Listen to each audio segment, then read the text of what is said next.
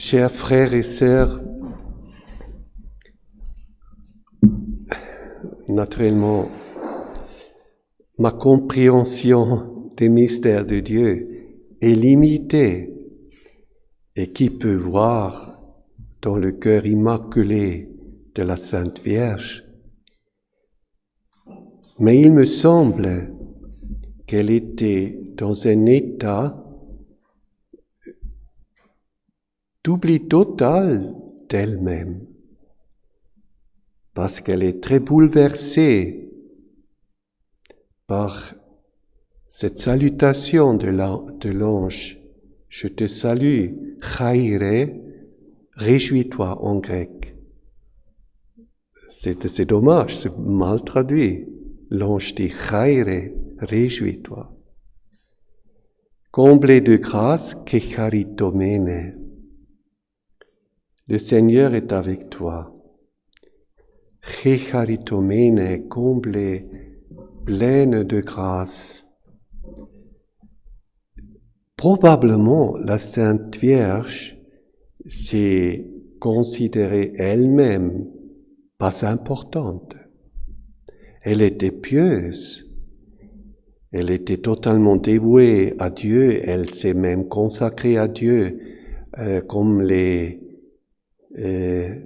Esséniens qui ont connu le célibat pour accélérer la venue du Messie, pour purifier le peuple de Dieu, pour se sanctifier. Ils ont connu le renonce au mariage. Et alors, évidemment, elle a fait un vœu, elle était décidée de vivre célibataire, et malgré tout, elle était donnée au mariage. Alors Joseph était d'accord. Probablement, tous les deux étaient totalement animés du même idéal. On connaît ça aussi des parents de la petite Sainte Thérèse.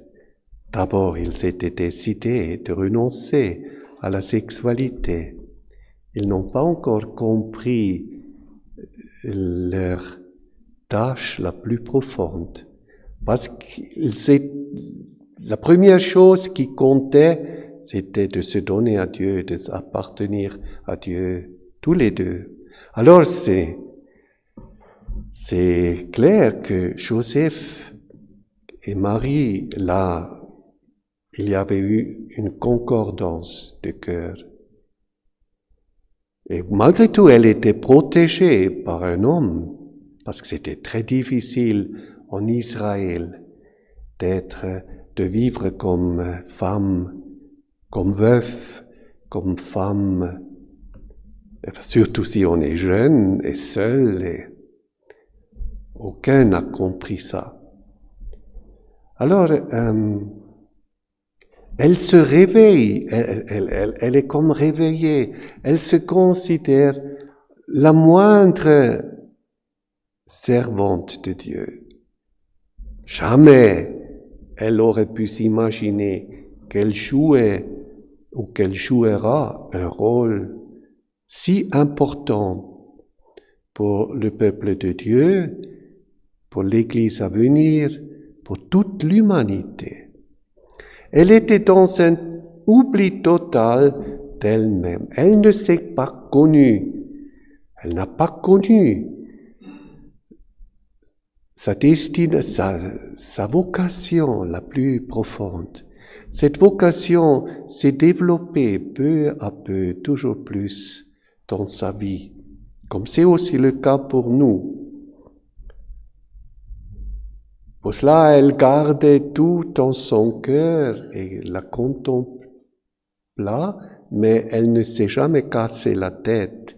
Elle n'a pas voulu pénétrer les mystères de Dieu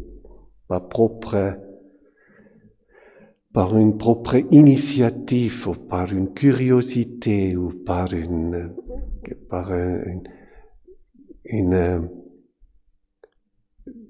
comme une folie d'être grand, de vouloir être grand, comme c'est le cas pour nous.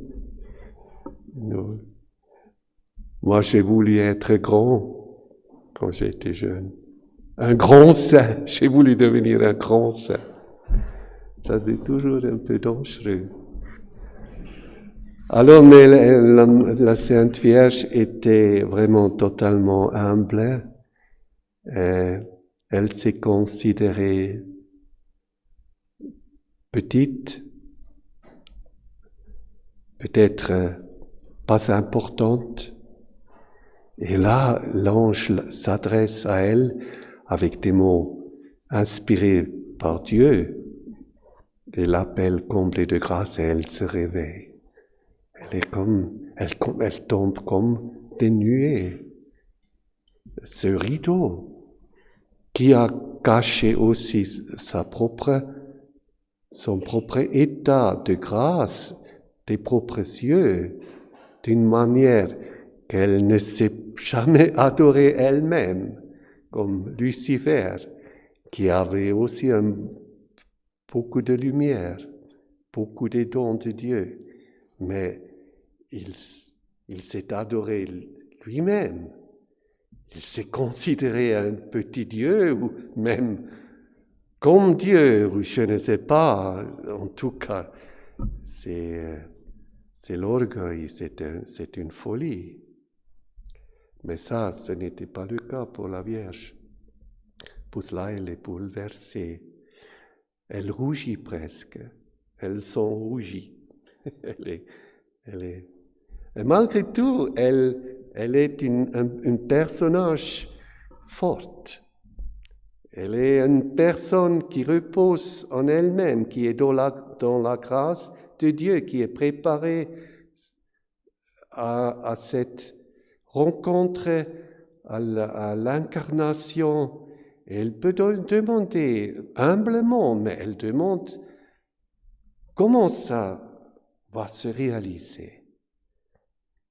Mais illuminée par Dieu, tout de suite, elle croit. Ce n'est pas comme Zacharie qui dit, mais qu'est-ce que tu me donnes comme signe, comme preuve que ce que tu me promets est vrai?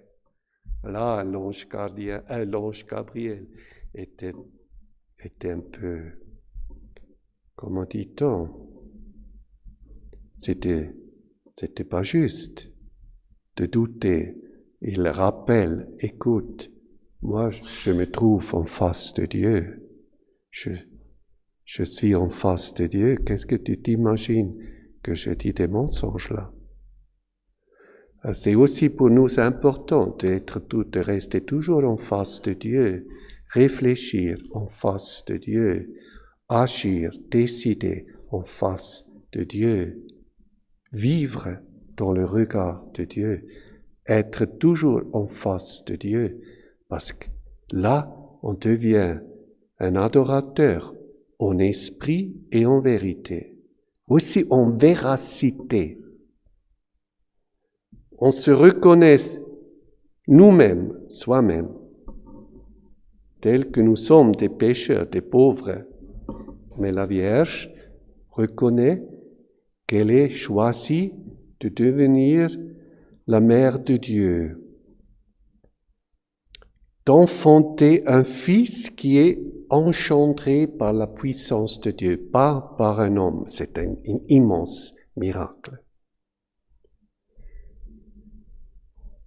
Parce que rien n'est impossible à Dieu. Alors, elle croit tout de suite. Elle ne doute pas, elle ne met pas en question. Et elle se donne tout de suite en pleine disposition. Elle laisse disposer Dieu de sa vie, même que ça va lui apporter des calomnies. Parce que tout d'un coup, elle est enceinte.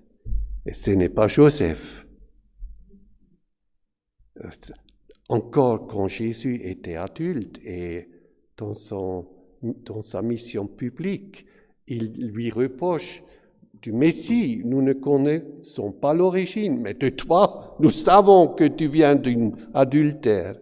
Alors, c'était encore dans l'air que cette cette si on est enceinte, on dit grossesse. Que cette grossesse n'était pas, que Joseph n'était pas le père. Mais elle s'est livrée totalement. Elle n'aurait jamais pu introduire Joseph dans un tel mystère. Et aller chez Joseph et dire, écoute Joseph, j'ai conçu de Dieu.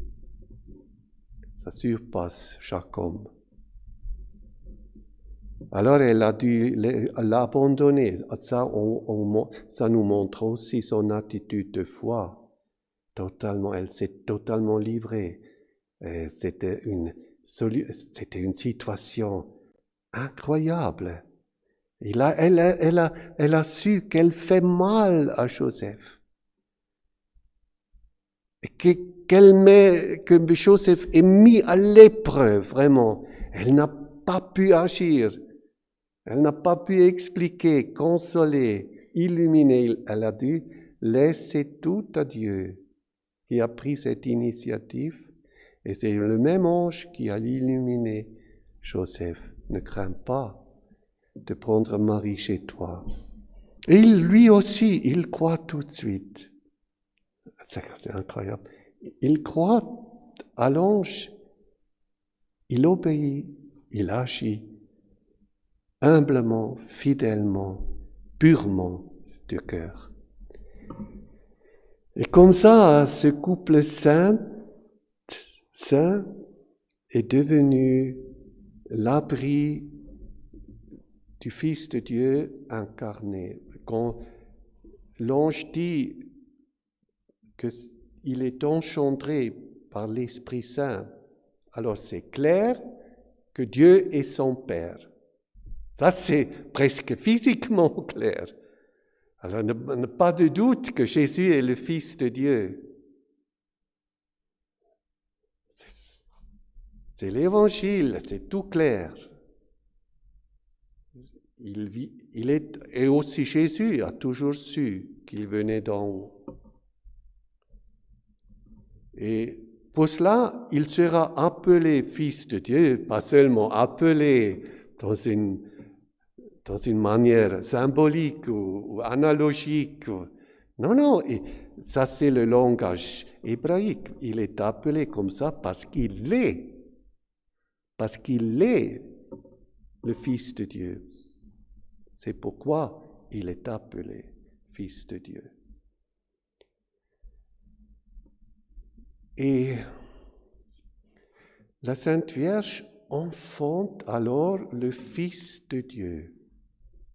Et maintenant, il y a eu une discussion dans l'Église autour du IIIe siècle qui a abouti au dogme à Nicée, non, à Éphèse, 430, qu'on peut appeler la Vierge Marie la Théotoke, celle qui a enfanté Dieu. Naturellement, une créature ne peut pas enfanter Dieu. Dieu surpasse tout. Mais elle a enfanté un homme qui était Dieu dans son identité la plus profonde. Elle n'a pas enfanté un homme qui a été adopté comme fils par Dieu. Non. Le dogme dit Dieu de Dieu, lumière de lumière, engendré, pas créé comme nous, d'un seul être avec le Père. Ça, c'est son identité la plus profonde dans la réflexion de l'Église qui a été introduite par l'Esprit Saint dans la plénitude de la vérité. Et alors, parce qu'elle n'a pas enfanté un fils qui était seulement homme, sur lequel reposa l'Esprit Saint d'une manière ou de l'autre. Non, c'est trop peu, c'est trop peu.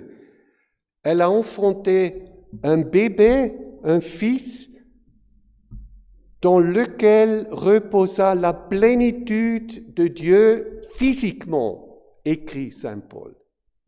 La plénitude de Dieu était en lui physiquement, comme dans l'Eucharistie. La plénitude de Dieu dans l'hostie physiquement, aussi par l'imposition de la puissance de Dieu, de l'Esprit Saint qui vient en bas pour transformer l'être de ce pain dans le corps du Christ. C'est semblable à l'incarnation.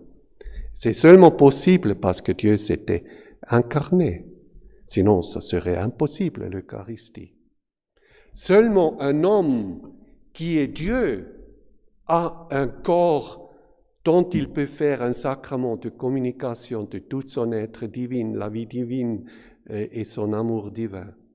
Le sacrement, le corps est le symbole, le signe extérieur physique qui contient la réalité, la plénitude de la présence divine, la plénitude de Dieu.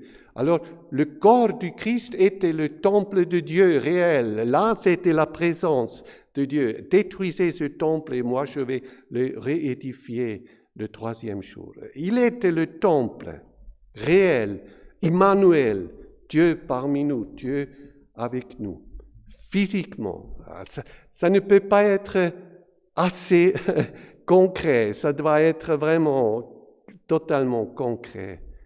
C'est ça notre foi, c'est ça que cet évangile exprime. Et pour cela, l'Église a dit, elle n'a pas enfanté le Christ comme homme, purement homme, le Fils de l'homme, mais elle a enfanté le Fils divin éternel. Elle a enfanté Jésus qui était Dieu. Pour cela, elle est Théotokè, celle qui a enfanté Dieu. Ça, c'est l'identité de Jésus qu'il est Dieu, parce que seulement un Dieu qui s'est fait homme a un corps pour nous donner comme sacrement d'amour et de communion avec lui. Et seulement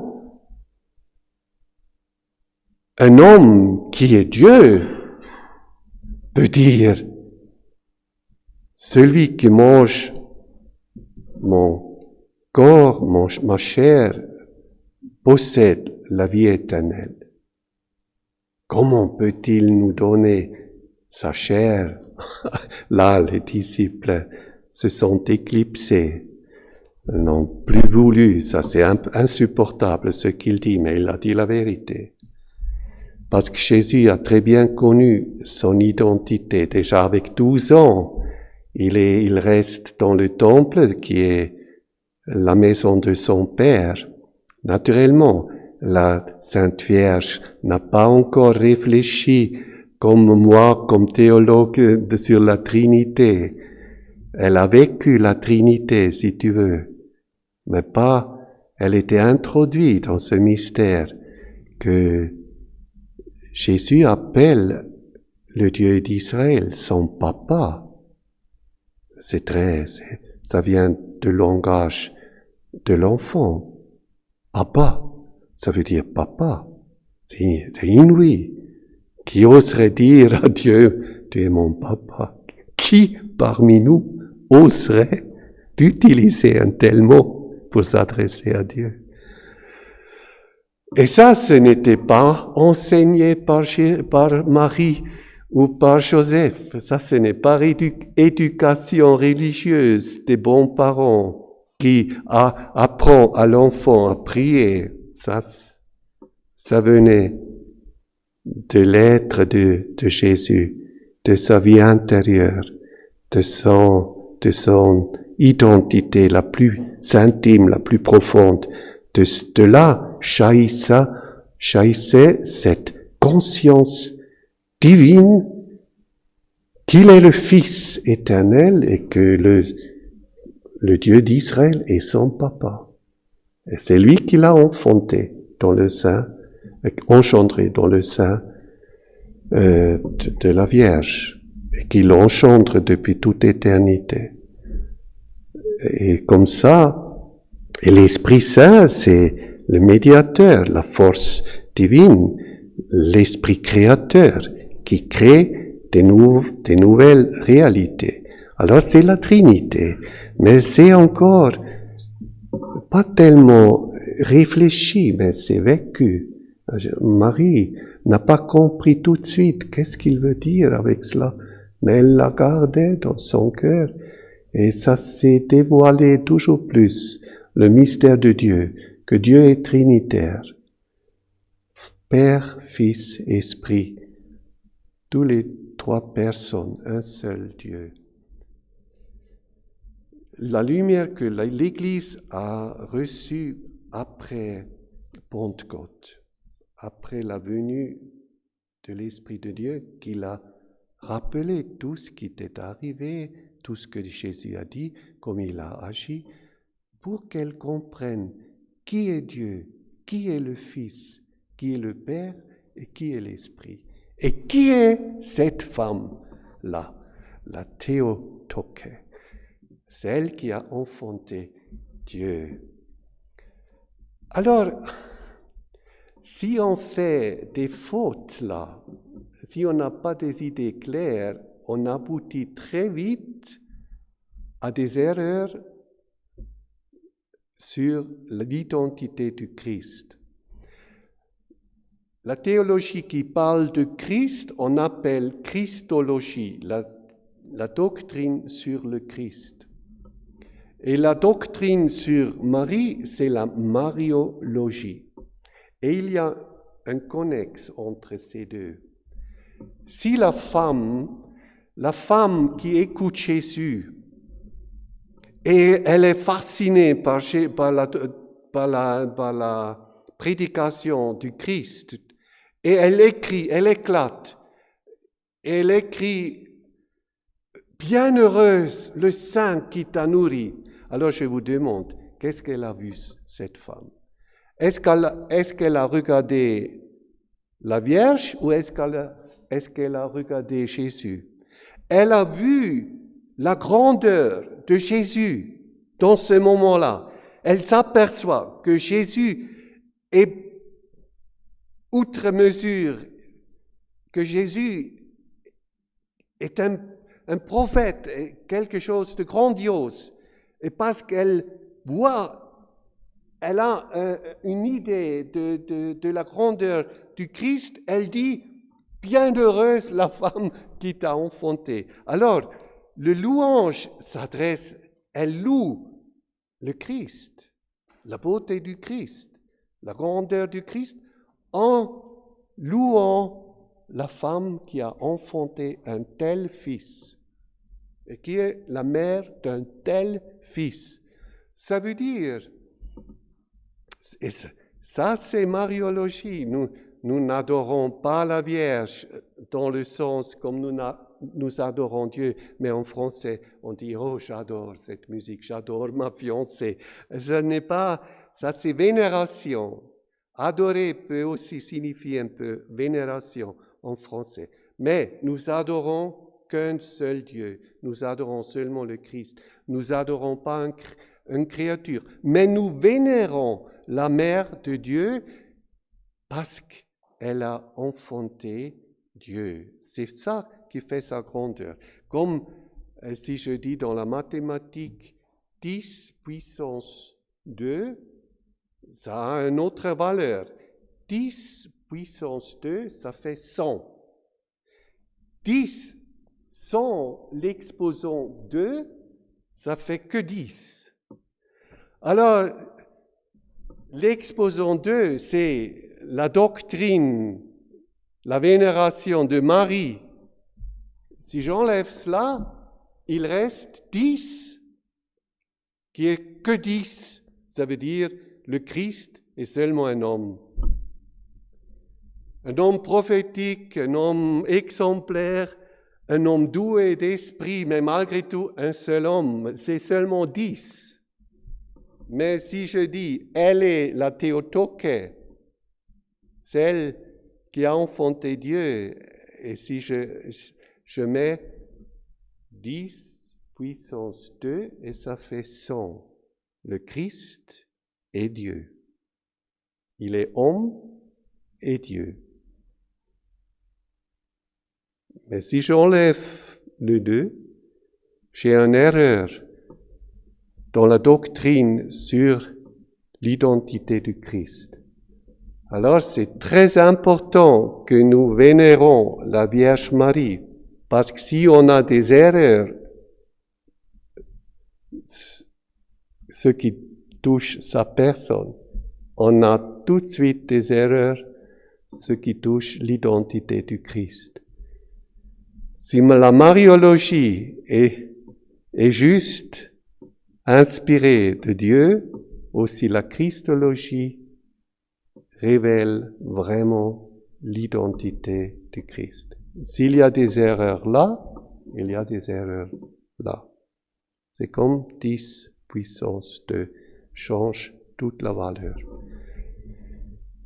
Et Jésus, il a aimé de se nommer Fils de Dieu. Pourquoi? Parce que Daniel a vu quelqu'un, un Fils de Dieu, quelqu'un comme un homme. D'une part, il était un homme, d'autre part, il a eu une gloire et une dignité qui était pareille à la dignité de Dieu parce qu'il s'est assis à la droite du Très-Haut. Alors, c'est quelqu'un comme un homme et malgré tout, quelqu'un qui est comme Dieu, semblable à Dieu. Daniel a vu ça, que cet Fils de l'homme, il recevra tout le pouvoir sur le monde et le jugement du monde. Et Jésus prend cette image de Daniel, il s'appelle le Fils de l'homme. Et à l'époque, les contemporains n'ont plus connu bien cette vision de Daniel. Ils se demandent, mais qui est ce Fils de l'homme? Qu'est-ce qu'il veut dire? Et Jésus fait le lien de ce Fils de l'homme qui exprime son identité divine avec le serviteur de Dieu chez Isaïe, le serviteur de Dieu qui va être calomnié, humilié,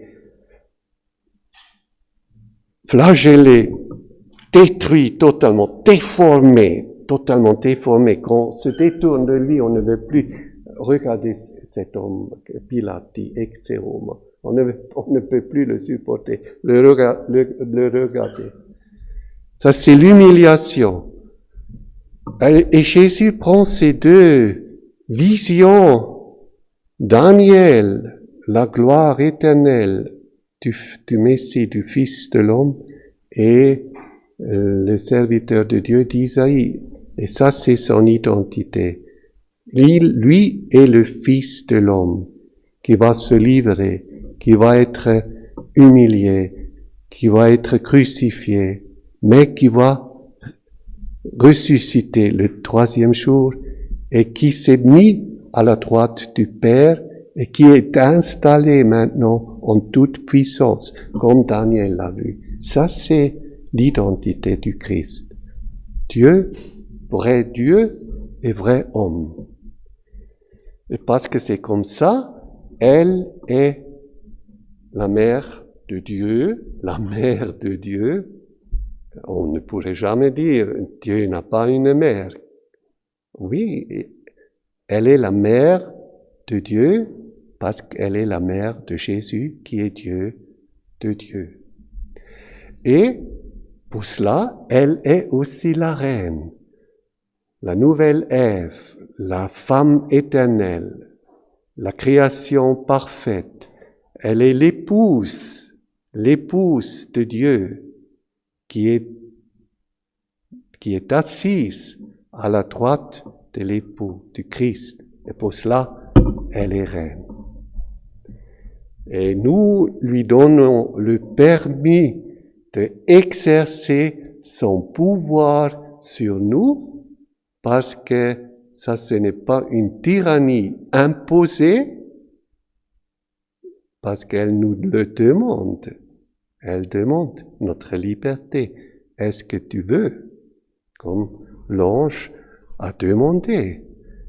Ce n'était pas une violation par Dieu d'une jeune femme vierge. C'était un acte d'amour, un accord de deux en toute liberté qui se choisissent et qui se donnent. C'est tout. Dieu ne force jamais. Dieu est le plus humble, je vous dis, Dieu est le plus humble parmi nous. Il ne s'impose jamais par violence et par tyrannie. Il me demande toujours mon accord et ma liberté.